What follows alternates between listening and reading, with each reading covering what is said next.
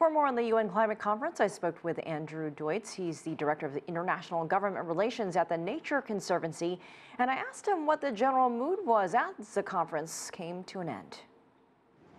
I'd say the general mood has been, let's get down to work, right? The expectations for this conference were pretty simple. The negotiators had to come in, get some common agreement, and make some progress on developing the rules to implement the Paris Agreement. And second, they had to avoid the trap of getting distracted by the U.S. withdrawal from the Paris Agreement. So they've ticked both of those boxes, right? This conference was all about getting down to brass tacks on how the Paris Agreement is going to be implemented, how we're going to monitor progress going forward, and ultimately how we're going to ratchet up commitments for more ambition and more climate action in the future. They've made progress. They have a lot more work to do, but we've got another year to finish the development of the Paris rulebook, which we'll adopt next year. So more work to be done, but steady progress. Are you optimistic of how things turned out then?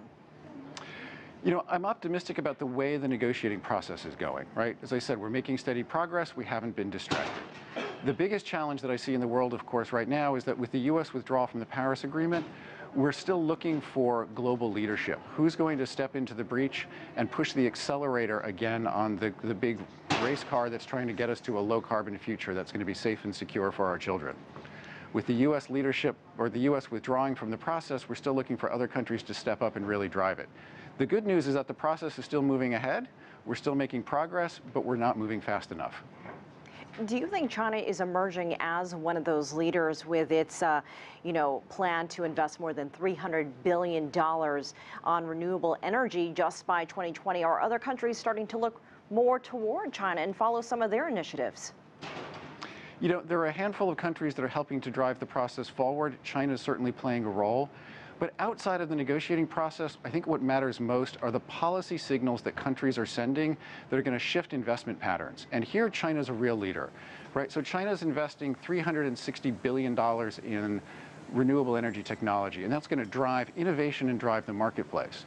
And just last month, China announced that it's going to increase significantly the number of low emissions or zero emissions vehicles, right? They want something like 7 million electric vehicles for sale in China by 2025.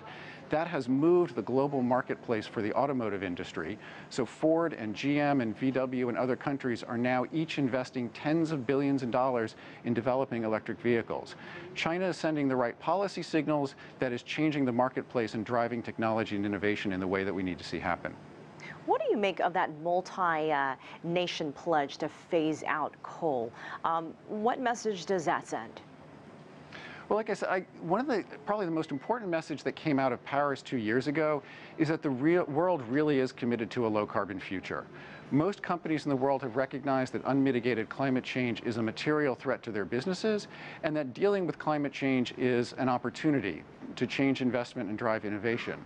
And so most countries and most companies are phasing out coal. In the United States, coal is in decline because it's being outcompeted by natural gas. The market has spoken.